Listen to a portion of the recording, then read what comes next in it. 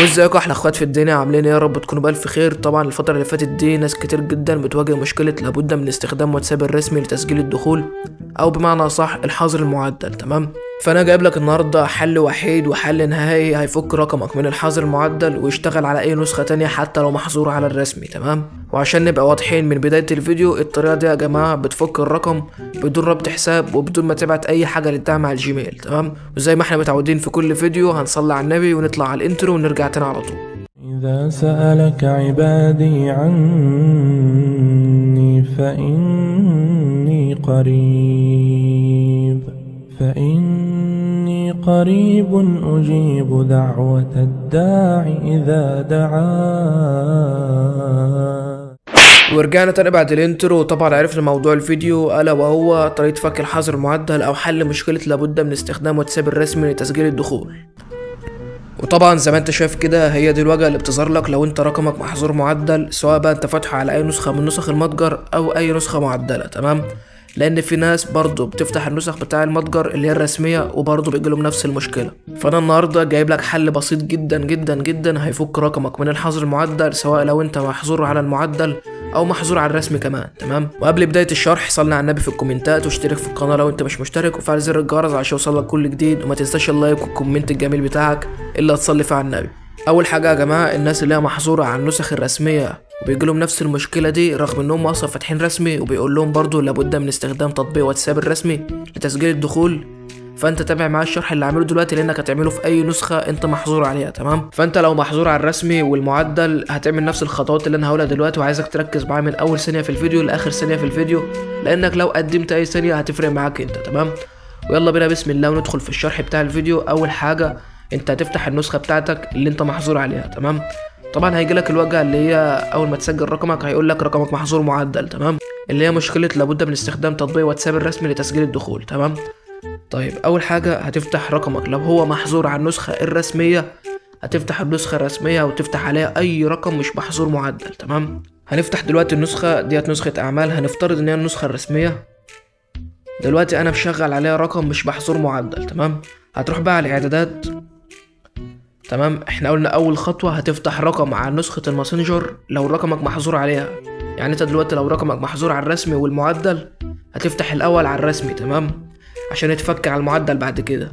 وبعد ما تفتح رقمك اللي هو مش محظور معدل على النسخة الرسمية هتروح على الاعدادات، بعدين عندك حاجة اسمها الحساب، هتروح على الحساب، بعدين عندك حاجة اسمها تغيير الرقم. تمام، هتدوس على تغيير الرقم، بعدين تدوس على التالي.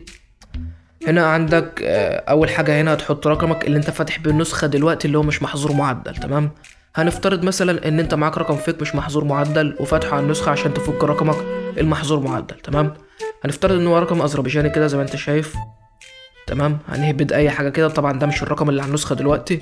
زي ما انت شايف كده دلوقتي ده الرقم اللي انا فاتح بنسخه الماسنجر، انا بقول نفترض ان هو ده الرقم يعني. تمام، وزي ما انت شايف كده بيقول لك هنا ادخل رقم هاتفك القديم وهنا رقم هاتفك الجديد. تمام، شاملا رمز الدوله. دلوقتي احنا قلنا هنفترض ان ده الرقم اللي على النسخه. تمام، اللي هو مش محظور معدل.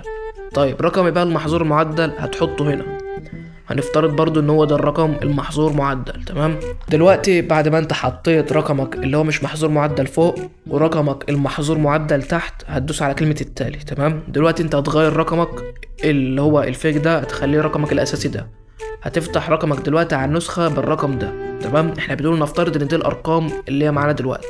تمام، هتدوس بقى على كلمة التالي، هيقول لك عايز تعمل ابلاغ جهات الاتصال او لا، ده براحتك انت. عايز تعمل ابلاغ جهات الاتصال ده بيوصل لهم اشعار ان انت غيرت رقمك بس مش اكتر. تمام، دلوقتي بقى هتدوس على كلمه تم، وزي ما انت شايف كده هو هيغير رقمك تلقائي، هيفتح معاك بالرقم المحظور معدل على النسخه الرسميه. تمام، دلوقتي بعد ما تعمل تغيير رقم هيفتح على طول بدون اي مشاكل. تمام، وبكده انت فكيت الحظر المعدل على النسخه الرسميه. تمام، يعني بمعنى اصح دلوقتي مش هيظهر لك مشكله لابد من استخدام تطبيق واتساب الرسمي على النسخه الرسميه، ودلوقتي رقمك اتفتح على الرسمي.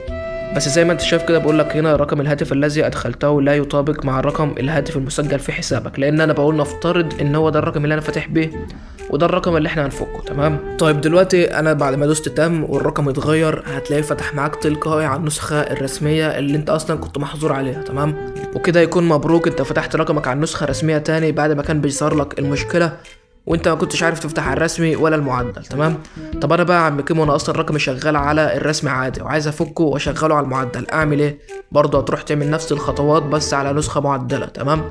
اللي هو ايه بقى؟ زي ما احنا قلنا، هتروح الاول تفتح رقمك، بعدين تدخل على الاعدادات، هتفتح رقمك اللي هو شغال عادي معدل. تمام. اول حاجه هتفتح رقم شغال معدل على النسخه المعدله. تمام. بعدين هتروح على الاعدادات وتدوس على كلمه الحساب، بعدين على كلمه تغيير الرقم. تمام.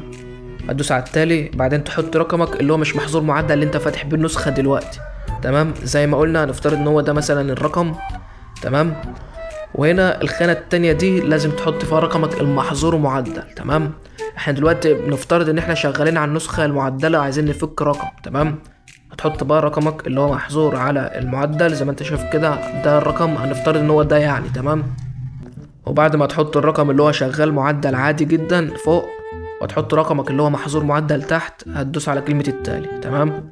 بعدين هيقول لك ابلاغ جهات الاتصال ولا لا، هتدوس على كلمة تم زي ما احنا قلنا. تمام. وتلقائي الرقم هيتغير معاك، وهتلاقي بدل ما كان رقمك مفتوح على النسخة المعدلة بالرقم ده، هيبقى مفتوح بالرقم ده. وبكده يكون مبروك، انت فكيت رقمك لو كان محظور على الرسمي او المعدل، او لو كان شغال على الرسمي ومحظور على المعدل وعايز تفكه وتشغل المعدل تاني. تمام. طبعا الطريقه ديت من اسهل الطرق اللي انا جربتها، وجربتها على ارقام كتير جدا، ومجربها على نفسي انا اول واحد، يعني حرفيا الطريقه شغاله و100% يعني. طب انا يا عم كيمو دلوقتي انا جربت الطريقه بتاعتك وما اشتغلتش، يبقى انت كده نصاب وكذاب وانت مش عارف ايه وفيك، وهروح الغي الاشتراك وبتاع. طيب انا جاي اقول لك ان الطريقه مش مضمونه قوي يعني بالظبط، لانها مش شغاله على كل الارقام، بس انا بقول لك جرب، انت لو جربت مش هتخسر حاجه. تمام. وطريقه ربط الحساب برضه انا هقول لك روح جربها، لانها ممكن تشتغل معاك وممكن لا، بس انا بقول لك ديت اسهل من طريقه ربط الحساب، لان طريقه ربط الحساب خلاص الناس اصلا كلها عرفتها، وفي ناس جربت والمشكله ديت اتحلت معاهم، وفي ناس فشلت معاهم الطريقه بتاعه ربط الحساب. تمام. يعني من الاخر دلوقتي انت هتروح تجرب الطريقه اللي انا قلت لك عليها دلوقتي. لو رقمك محظور على الرسمي والمعدل هتعمل نفس الطريقه بالظبط، بس لو انت رقمك محظور على الرسمي والمعدل الاتنين مع بعض، هتروح تفتح رقمك الاول على الماسنجر اللي هي الرسميه، بعدين هتروح تعمل نفس الخطوات على نسخه معدله عشان يتفك معاك. ولو انت محظور على المعدل بس وشغال على الرسم عادي، هتروح تفتح المعدل برقم شغال معدل عادي، وبعدين تعمل تغيير رقم وتحط الرقم اللي هو محظور معدل تحت زي ما انت شايف كده، وهيتفك معاك ويشتغل بدون اي مشاكل. يا عم كيمو انا دلوقتي جربت كل الطرق اللي على اليوتيوب ومفيش ولا طريقه فيهم نجحت معايا، انا اعمل ايه دلوقتي؟ انا كده رقمي خلاص مش هيفتح معدل تاني. في الحالة دي بقى انا هقولك يعني انت لازم تستحمل لحد ما مارك نفسه صاحب الشركة هو اللي يفك الارقام. تمام. لان في يعني كلام كتير جدا بيقول ان هو هيفك الارقام المحظورة معدل قريب اوي زي ما هو كان فكها قبل كده. تمام. فانت ما تقلقش برضه، حاول تستحمل وتفتح الرسمي لحد ما هو يفك الارقام على المعدل.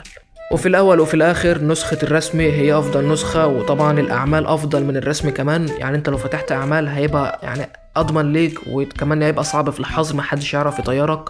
يعني من الاخر مفيش نسخة احسن من النسخة الرسمية، وانا عارف ان انتوا بتحبوا النسخ المعدلة عشان زرار قطع النت والفيروس والكلام ده، بس المشكلة بقى ان انت لو فاتح معدل ورقمك اتحظر عليها بيقوم محظور معدل خالص، وهيرجع بقى نفك تاني ونعمل ونرجع في حوارات. وبس كده يا اخواتي، كده يكون احنا خلصنا شرح الفيديو بتاع النهارده وعرفتك الطريقه، وهتروح تجربها بنفسك دلوقتي وهتفك رقمك. وزي ما قلت لك ما تقلقش لو الطرق كلها ما اشتغلتش معاك، كده كده الارقام كلها هتتفك الفتره الجايه دي، كل الارقام هتتفك من الحظر المعدل، فانت ما تقلقش واستخدم الرسم دلوقتي واستحمل كده لحد ما الارقام تتفك على المعدل. تمام. بس كده يا اخواتي نكون خلصنا الفيديو، اشوف وشكم على خير الفيديو الجاي، سلام.